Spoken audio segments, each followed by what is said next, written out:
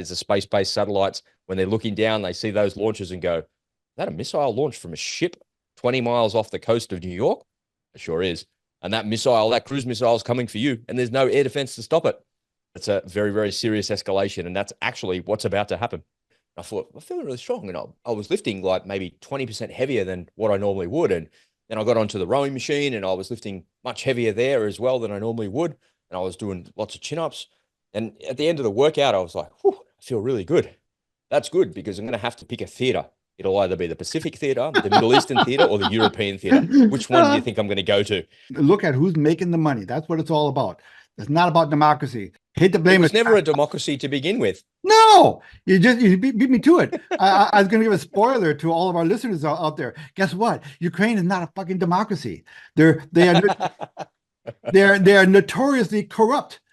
Well, I've got a prediction that the world is going to hear first here on the YouTube channel. Okay, that in 2025, Zelensky and Putin will. I don't think you're going to get that far. You're right. If we got that far, but here we are. You know, it's the 2nd of October here. It's the first there in America. This is the October surprise you've been waiting for, literally on cue. Here's the prediction that I will make.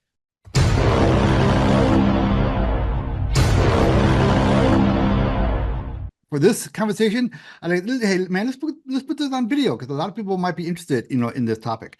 Okay, so like we were talking about, we're talking about what's going on in Israel right now, and like I told you, it just feels to me like it's starting to turn into a runaway train kind of a situation where there's all sorts of potentially disastrous unintended consequences, where the stakes just get higher and higher and higher. The consequences get higher and higher and higher.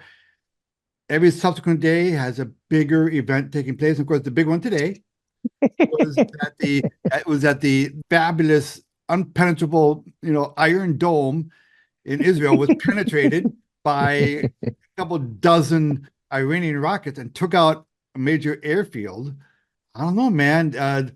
This is starting to feel like this can get really bad really fast. This could be, like you said, the October surprise. And now I do want to say, you've been predicting this for quite a while. You said this is going to happen.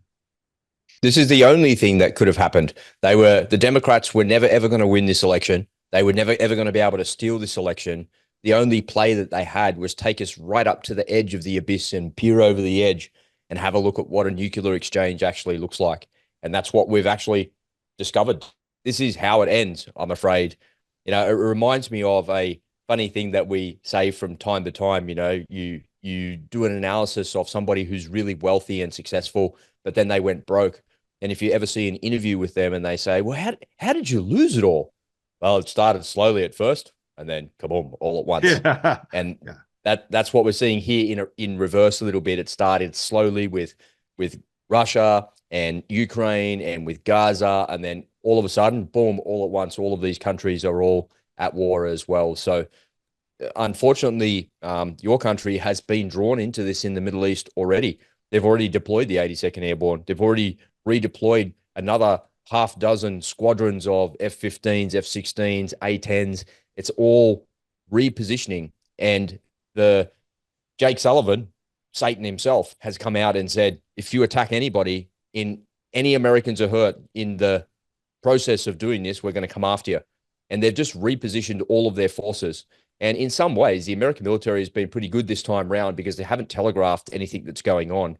And what that enables them to do is to say, oh, look, you attacked Israel, and in the process, you killed 30 Americans. And we'll never know who those 30 hypothetical Americans are, but they're going to unleash the full force of the United States military. And the world's about to find out why you guys there in America don't have free medical, because all of your money, trillions of your money, is spent in your military, and the Iranians are about to find out for no good reason other than we need to have a war in order to perpetuate the military industrial complex and in order to keep the Democrats in power, because this war is going to come to your homeland. If you think that you're not going to suffer from ballistic missiles raining down on you or cruise missiles attacking your military facilities, you're wrong. Those ships are already lined up. They're already in the Gulf of Mexico. They're already off the Atlantic coast, and they sit inside container ships that you just don't know that are there. No intelligence in the world, no intelligence apparatus in the world is going to see that. The only thing that's going to see that is the space-based satellites. When they're looking down, they see those launches and go, "Is that a missile launched from a ship 20 miles off the coast of New York?" It sure is. And that missile, that cruise missile is coming for you, and there's no air defense to stop it. It's a very, very serious escalation, and that's actually what's about to happen. Yeah, the military industrial complex and JP Morgan and BlackRock, these are the people driving all these wars, right? What are we doing talking here? We need to get online and start buying some shares. Yeah. Yeah. I think a lot of this been built in. Well, that's another thing, how it's going to financially, how this is going to affect us. I mean, in addition to everything else, we have, we just had a disastrous hurricane down in the Tennessee area that wiped out Tennessee and large parts of Florida. And now we've got this big strike going on with all the ports up and down the East Coast of America. So, the prices could start escalating pretty quickly right there. There's just a lot of things. When we talk about the October surprise, there are several of them going on at the moment. And Well, I was training pretty hard in the gym the other day. Like I had a couple of days off actually, and it was like 2 days off. And then I went back to the gym and I felt like my body had completely recovered. And I picked up the weights I'd normally pick up. I did my warm up. I was feeling really good. I thought, I'm feeling really strong. And I was lifting like maybe 20% heavier than what I normally would. And then I got onto the rowing machine and I was lifting much heavier there as well than I normally would. And I was doing lots of chin ups. And at the end of the workout, I was like, whew, I feel really good. That's good because I'm going to have to pick a theater. It'll either be the Pacific theater, the Middle Eastern theater, or the European theater. Which one do you think I'm going to go to? And I think the most likely one and that you're going to survive is the Middle Eastern one. You're going to get nuked in the European or the Pacific theater, but the Middle Eastern one, you might be okay because there's a what? big expanse open of nothing there. See, I would have guessed that the Middle East is the first place that a nuke would go off. But you don't think so? Well, let's just be clear.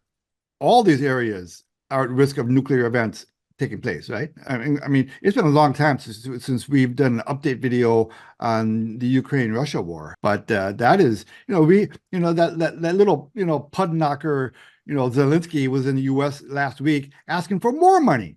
And he got it. He walked home with another $8 billion.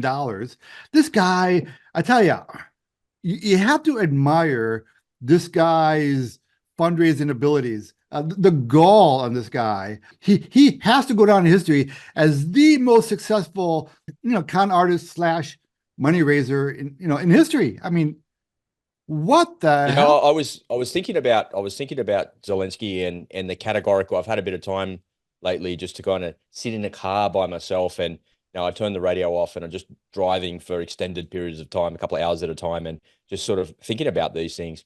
And I feel like that Ukrainian war has been an absolute categorical mistake from our side and from the Ukrainian side.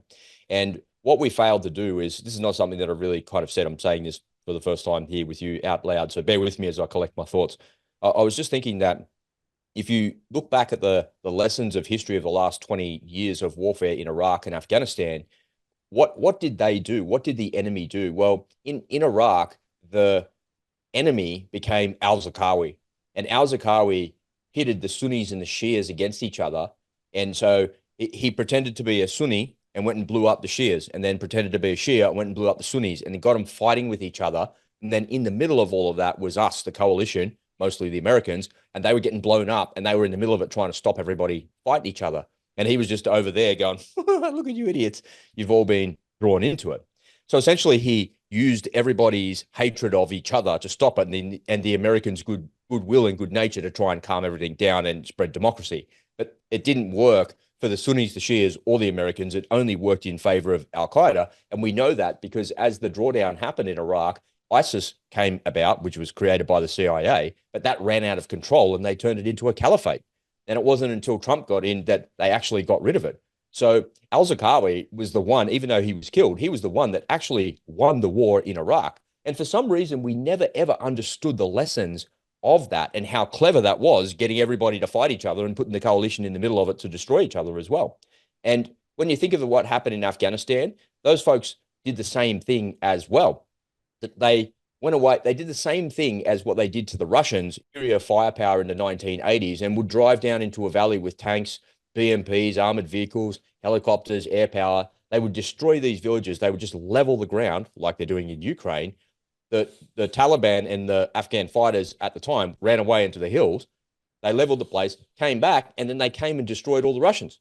And no matter what they did with overwhelming force, it didn't work. And the reason that that happened in both of those theaters is because the Iraqis, al-Zarqawi, that is, because he was in Iraq, and the Afghans had the one thing that we never had, which was time.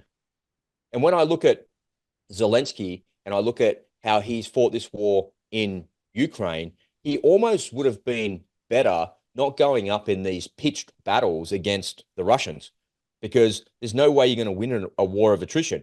The Russians send 100 people in a human meat wave attack, the Ukrainians mow them all down, then they send another 100 people the next day.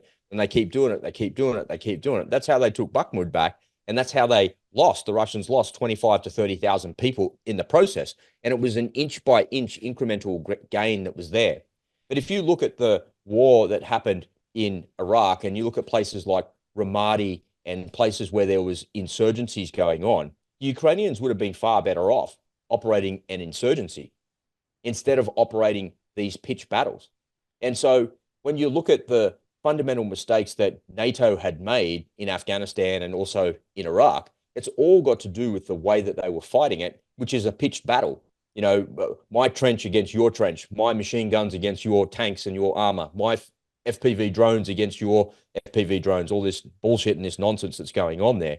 But wouldn't have it been better off if the Ukrainians just ceded the ground for the Russians to come in? They didn't destroy their infrastructure in the process, but what they would have done is been able to fight a insurgency war that the Russians never would have been able to extract themselves from.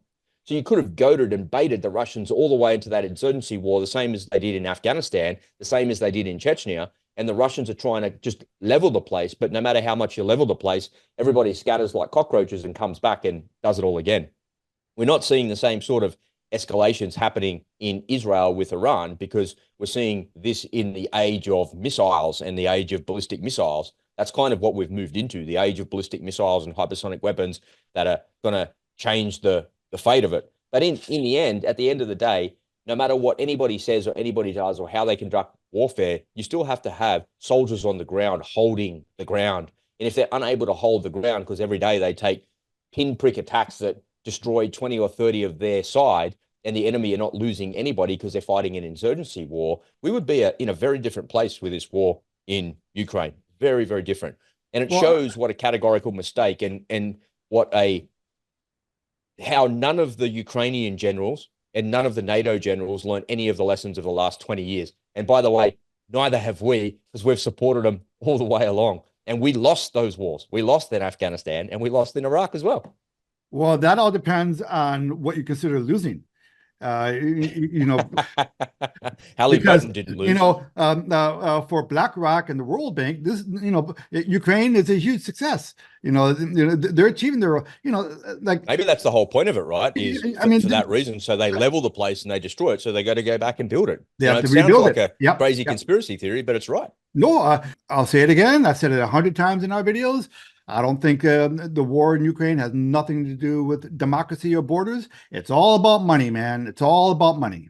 Those are the people who are driving it, and you got to look at who's making the money. That's what it's all about. It's not about democracy. Hate to blame it. Was never a democracy to begin with. No, you beat me to it. I was going to give a spoiler to all of our listeners out there. Guess what? Ukraine is not a fucking democracy. They are notoriously corrupt. They are the most corrupt country in Europe.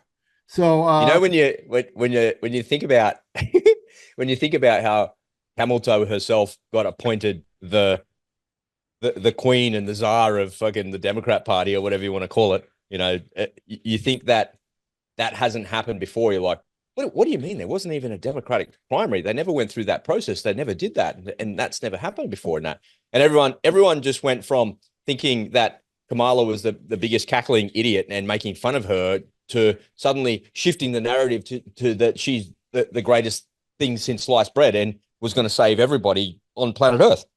But all of us know that none of that is true. But I think part of the reason that the Democrats think that they can get away with all of that is because it's all been done before. You're like, Yeah. what do you mean it's all been done before? Well, actually, maybe not in the United States. Maybe it didn't happen like that in the United States. But Victoria Nuland appointed Zelensky in Ukraine. That's right. There's no election. There was no anything that happened That's there. It's exactly the same that what happened with Kamala exact. Harris. It happened over there. History doesn't repeat, but bloody hell, it sounds the same, doesn't it? It rhymes. This is one big psyops operation, right? It almost doesn't. It pretty much doesn't matter who is in the White House because the machine is running, everything. I mean, the closest thing we have to someone who could make a dent in, the machine would be Donald Trump. Okay, but even he is fighting a severely uphill battle because those powers are entrenched and those powers have real vested interests. I don't think Donald Trump could have enough Secret Service. Look, they'll do anything to get rid of anybody who poses a threat to them. And these people like to operate in the shadows, right? You and I know who Victoria Nuland is, but how many people in our audience to think know who she is? Okay. Yeah, not many. Uh, Yeah, not you'd be many. like Victoria, who I've kind of And, heard the name, but I don't know what she is or who she is or what she did. Yeah. and she is like in the top 10 most evil people in the world, today. Mm. The things that she has instigated and that she has done without the benefit of any kind of oversight. I want to go circle back to my take on Zelensky's biggest mistake in conducting this war. If he really wanted this war to be over, he should have looked at the Donetsk region as like a gangrenous limb. And look, you just take that. You got your Crimea already. So you got your Crimea, you got your Donetsk. Let's call a conference, a peace conference, and we'll have Sweden or some other soy boy country, mediate it for us, and we'll put it in nice, block letter contracts that this is it. The lines are drawn. You want something like that. I don't know if he really wanted peace. If you really wanted to do what was best for his country. Now, a lot of people say, "Yeah, but Ed, then you're rewarding bad behavior by letting Putin take that little bit." Well, okay, borders have been redrawn throughout history ad nauseum. Probably the most often in Ukraine. The Ukrainian borders throughout the last 1,000 years have been redrawn more than any other country. So I was watching a show the other day. It was called We Were the Lucky Ones. It's a series about a Jewish family in Poland, and it's at the start of World War II, and the family gets separated. So one fella, he's an engineer or something, and he's working in France, and then they're supposed to go home for Shabbat or some like Jewish religious celebration or something, but he can't get there because he has to go through Germany. And the French authorities are like, no, you don't. You don't go. If you go that way, you're not going to go home to Poland, and you're not going to be able to come back here. They're going to take you away. That'll be the end of you. No, no, you're not going. So they did a good job in stopping him, but then he's separated from his family, and his mum is beside herself. Like they tell the story like of the separation and what's happening, and then the show escalates really quickly in that the Germans invade Poland, and then there was all this anti-Semitism that was happening previously where they were about their shops and who they were, and all this like real bad propaganda that was going on. And eventually, the show gets to a point where all the men are called away, picking up from where we are here in Warsaw, going to Lviv. But if you look today, that border, Lviv is in Ukraine. right. So just 80 years ago, that border there, that western side of Ukraine, that eastern side of Poland was much further across of where it was. And I was watching that thinking, I wonder how many people watching this new show that was created in 2024 realized that Lviv was Poland back in World War II, but today Lviv is Ukraine here in the start of World War III. They don't realize that that's going on. And, that really highlights your point that those borders have been redrawn continuously throughout history. And today, for some reason, we have some other underlying evil ideology not allowing that to kind of settle where it is. And we know it's openly admitted by mainstream media that Boris Johnson was the one who scuttled the deal. The Russians got what they wanted. They achieved their aim of denazifying where it was that they wanted around the strip, around the southern part of Ukraine, and degrading and destroying their military. Because if we stop supporting Ukraine, they will roll over and capitulate in the next like 3 hours because they just simply don't have the ammunition or the manpower to actually solve it. So the Russians have already won that war. They'd already won that war in late 2022 when Boris Johnson went to negotiate but said no. And so this is like something else that is overwhelming evidence again that something else is driving this. It's not Yeah. about Well, land and it's not about no, anything. It's it's about the it's powers that be that think that they can degrade Russia's economy and their military, but they can't. It's not possible. no. I think what's going on in Ukraine was concocted in the dark hallways of the CIA, saying, Yep. "Man, we want a presence right up to Russia. How can we do it? Well, Ukraine's there. Ukraine's got a big ass border with Russia. So why don't we, overthrow the current president of Ukraine, install a puppet, a friendly president, to us in there. And that's what's going on. But what do you think victory looks like for Putin? Unfortunately, I said this at the day that they invaded. Mhm. Don't quote me exactly. I can't remember the exact date. But I remember watching those attack helicopters go over the horizon at 50 feet and all the Mi-8s going for Hostomel Airport. And they were actually invading. And I can remember thinking, why aren't these Ukrainian guys that are filming this shooting at those helicopters? Russia is invading you. But I remember thinking at the time that this is the beginning of the end of the new world order as you know it. Because remember, for the last 50 odd years, every time NATO has completed an exercise where we've played the Russian side and we're playing our side as well, so there's a red team and a blue team, every single time for 50 years, it ends in a nuclear exchange where Russia win the war. And the reason for that is because we've got overwhelming superiority in air power and in missile technology to take away their logistical capability. And when you back Russia into a corner and you can continuously attack their logistics, their supply, and their ammunition depots, they're only left with one part of their weapons to use. So maybe a third of their forces is related to their nuclear forces. So their triad, they're in. So it's more than a triad. It's four in space, their air, their sea, their submarine capability, and their shipborne capability, and of course their ICBMs.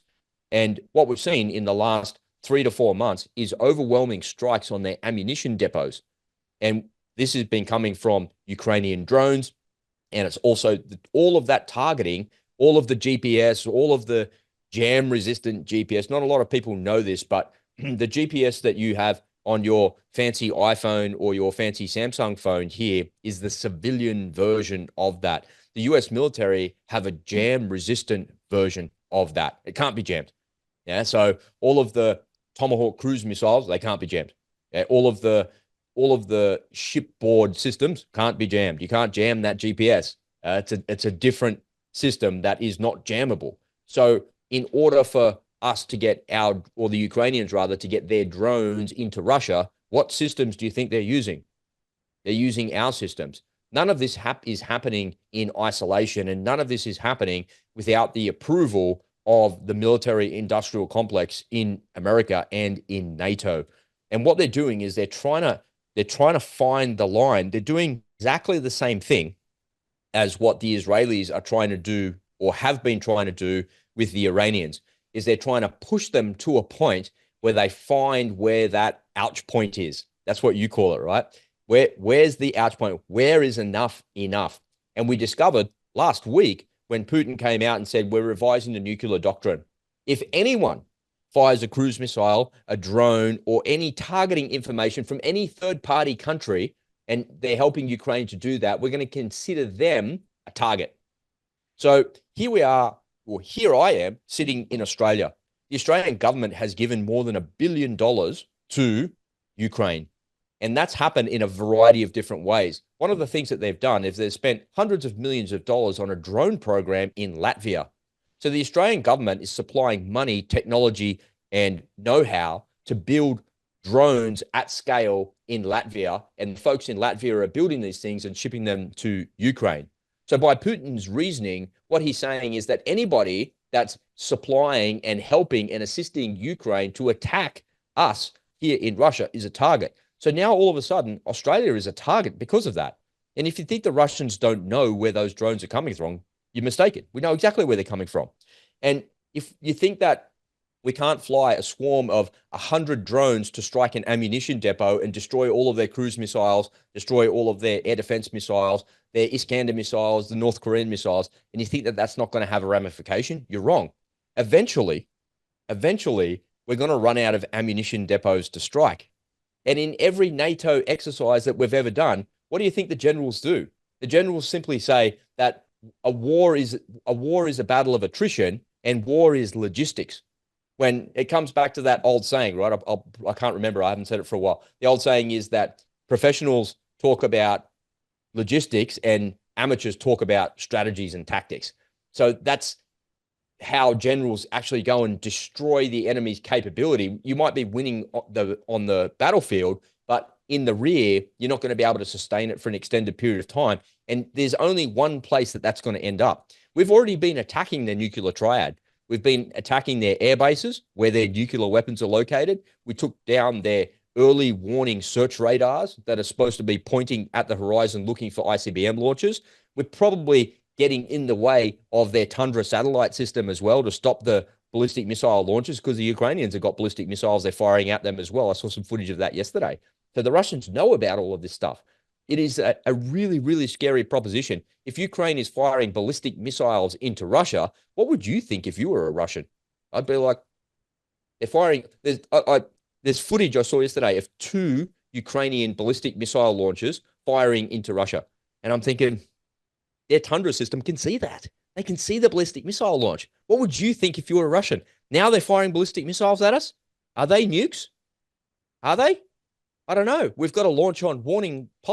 Like, where is the red line? We discovered the red line when Putin said, blah, blah, blah. Anyone that does this, we're going to attack you. You're now a valid target. So we discovered the red line. I think that that was a categorical strategic mistake from Putin, because now there's no more ambiguity. And what we're going to do is we're going to keep these pinprick attacks going and destroying your oil facilities. We're going to destroy your ammunition depots, and we're going to keep doing that. We're going to keep doing it until you're really, really pissed off. And what we're trying to do is goat you into using something that's never been used before in a battlefield in Europe. And the minute you do that, that's all the excuse that we need to come and destroy you completely. And maybe that's not going to come from Russia. That might come from Belarus. And remember, back in 2022, David Petraeus let the cat out of the bag.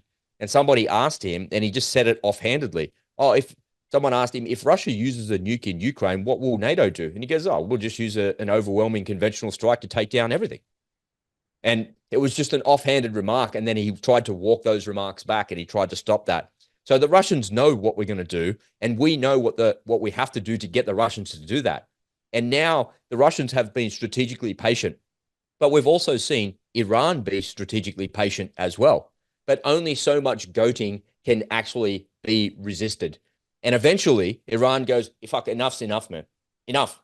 We're not taking your shit anymore. Here's 350 ballistic missiles, eat that. Then they go and destroy a bunch of air bases, and Netanyahu goes, you don't realize the will that we have to destroy you. And Iran's like, yeah, whatever, bring it on. And the Iranians, their decision calculus is all wrong. And it's the same with the NATO decision calculus. It's all wrong. You don't realize that Putin doesn't care about sending another 100 men in a meat wave attack, another 50 tanks to be destroyed this week. He doesn't care about any of that. Putin's will to survive and Putin's will to get what he wants is far greater to outsuffer us than ours is. And that's what the Iranians don't realize, is that the Israeli side is willing to outsuffer what you are. And you don't realize this is the miscalculation both of these sides are making. But what the miscalculation I think Netanyahu's making is that Russia is on the side of Iran. And Putin came out earlier today after this strike and said, you IDF guys, get out of Lebanon. Get out. Yeah. Now, get out. And the French even saying, get out of Lebanon. What? Man, this is a very, it's a runaway train. Yeah. You described that well, right? Just as we started talking here, that's accurate, man. Well, I've got a prediction that the world is going to hear first here on the KN YouTube channel. Okay. That in 2025, Zelensky and Putin will share the Nobel Peace Prize. you have to be careful, man, because if And Russia go and roll them up, all of a sudden those Ukrainians will be on their side. well, this is okay. So this is the way I think that this could happen. Um, Now, I think that Trump will be part of that Nobel Prize, but there's no way that Sweden is going to give Trump credit. All right, they'll just give the prizes. They'll just give it to Zelensky, and Putin.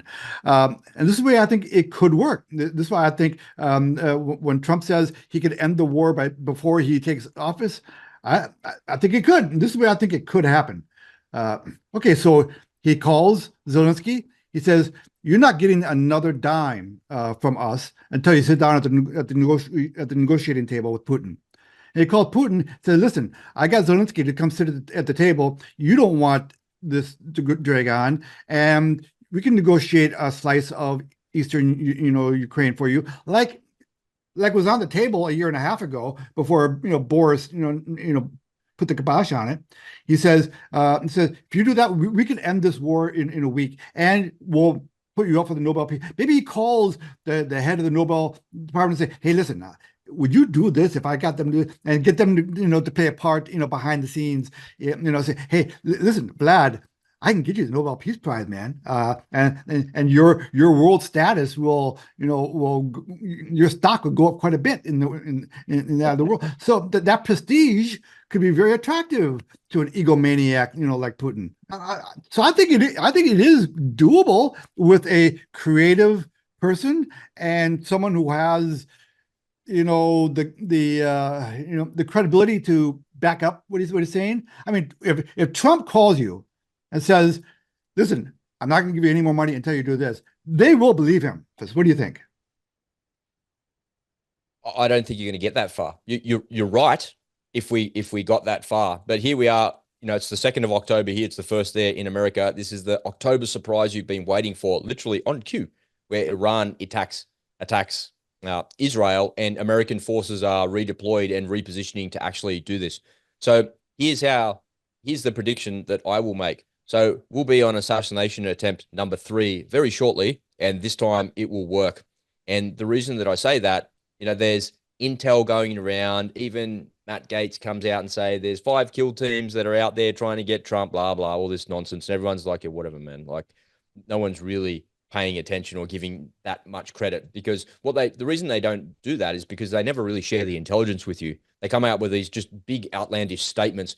Remember, we've got such short memories in this ridiculous news cycle. Is about 6 months ago, everyone was panicking because Russia had put nuclear weapons in space. Yeah. And well, there was a treaty. We're not supposed to put nuclear weapons in space. And they're going to rain down these EMPs and rain down these nukes from space. And there's nothing we can do to stop it. We can't do anything to stop a ballistic missile anyway. So it's all just a bust anyway. But what I think is going to happen is we've goaded Iran into responding. Now they've responded. Now we're going to go back. And Netanyahu has said 10 minutes after they've done that is, you've underestimated our will to actually outlast this. So now they're going to attack Iran. And Iran has come out and said, if you attack us, we're going to attack all of your facilities in the Middle East, and none of them are as defended as Israel itself. So Israel has this layered air defense system, Iron Dome, David Sling, blah, blah, all of the usual stuff that we talk about. In the military bases that we have in the Middle East, the best we've got is a Patriot battery here and there. And that Patriot battery is covering certain areas. And there's only 16 missiles in a Patriot battery before they need to be reloaded. This morning, they fired 350 missiles at them. And there was a whole bunch that got through as well. So they saturated the air defense systems. So strictly speaking, if Iran launched 200 missiles against an airbase in Qatar, Bahrain, or somewhere in the UAE, they will get through and they will destroy a large percentage of those facilities.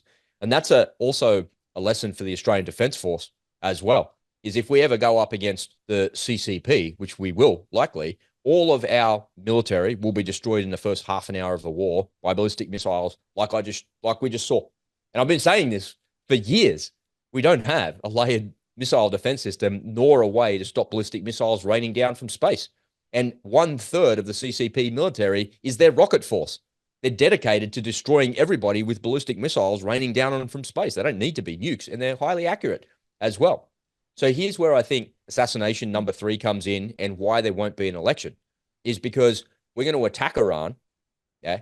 And now there's all of these crazy Hezbollah groups, these crazy Hamas groups, the crazy Taliban groups, all of these people that have walked across your southern border, they're all going to be activated.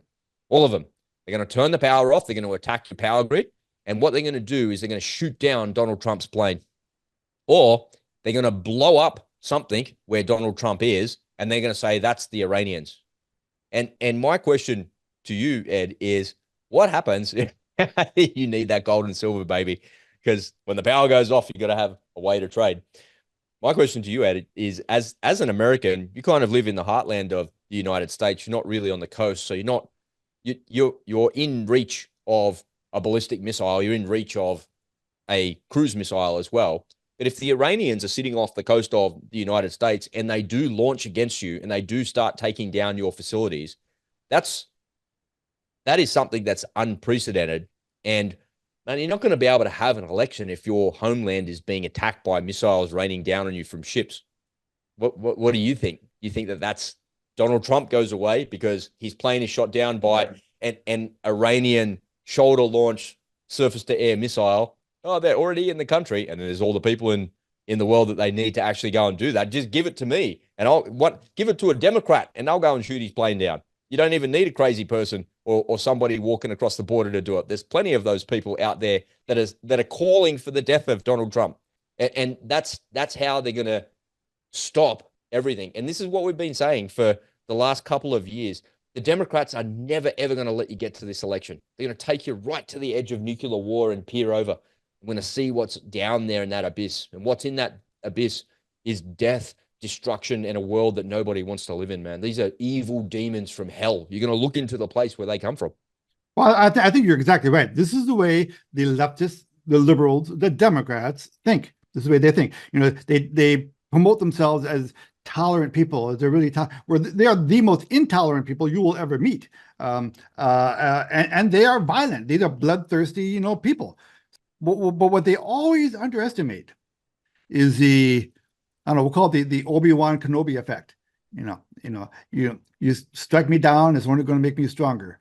If they take out Trump, we do have a number 2 man who would automatically take his spot. JD Vance. JD, yeah.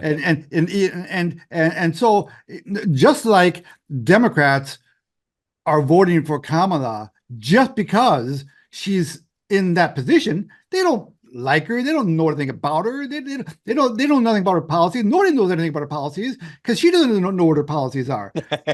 So why the hell anybody but Trump is what? Yeah, yeah, that's right. It's anybody but Trump. So they're not voting for her. It's all ideology driven. So it doesn't matter whether JD takes a spot as long as there's some acolyte to take a Trump's place, someone steps up. There are plenty of them. There's JD Vance, we got DeSantis, we got a lot of people who could fill that role. But that's what I'm saying. They won't, because they'll take the Trump chess piece off the board altogether with a missile or a truck bomb or something.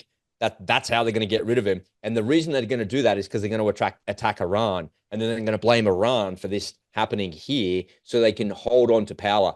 Oh, we're not going to have an election because the homeland's been attacked, and there's going to be missiles raining down on your weapons factories, your air bases. Okay, theoretically, yeah, that scenario could play out if they have a dramatic enough event and a consequential enough event. They could say, okay, we have to postpone the election. We just had another 9/11, category event happen, and the election is in a week. Whatever. I could see them doing that for a little while.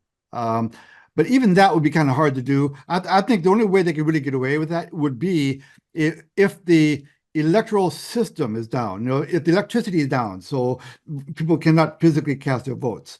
Short of that, I think that's where I started. Yeah, I know. Off, the internet off, and rain down missiles from the coastal batteries there that are sitting off the coast right now. Yeah. And then well, if something like that were to happen, if we were that kind of event, who the president of the United States is the least of my worries. Okay. Yeah, it doesn't matter. Yeah, Yeah. yeah. I'm gonna be worried about this. I'm gonna be worried about this. I'm gonna be worried about having enough, drinkable water and enough toilet paper, stocked. I want to be prepped. The world gets Because, very small all of a sudden, right? yeah, that's Like right. it gets really Yeah, small.